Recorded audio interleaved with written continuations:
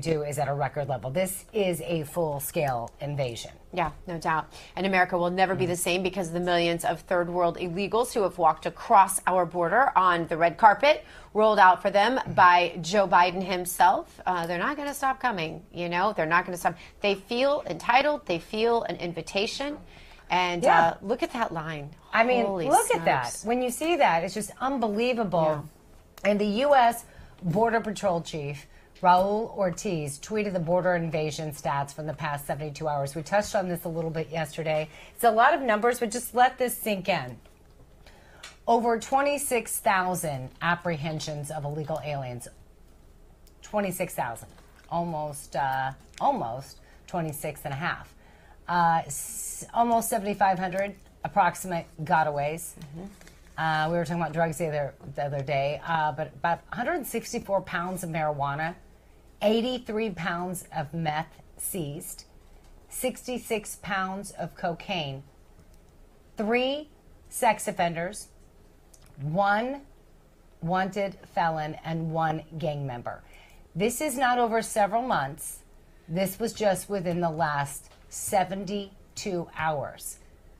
And doesn't include the ones that weren't caught. And Right. by the way, there are a lot of them. Tons. According to my friends who are in the Border Patrol, there are a lot of them. And in a lot of cases, they're not even allowed to even check some of these records. So they just, 3/4 of them probably are never even checked. Yeah, I believe it.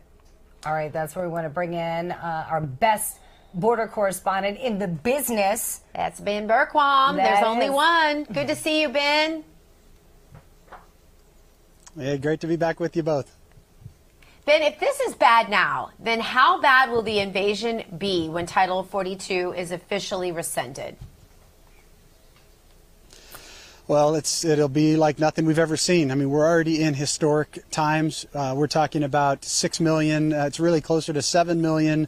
Again, these are knowns and unknowns. Potentially by the end of this year, closer to 10 million when we consider all of the unknowns, people that have come in. And just to give you an idea, like to wrap your head around those numbers, I live in a state, Arkansas, that has around 3 million population in 2023. So you're talking double. By the end of this year, it could be triple the amount of people that live in one state.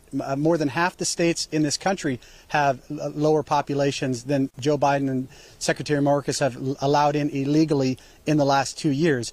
So it's a catastrophic.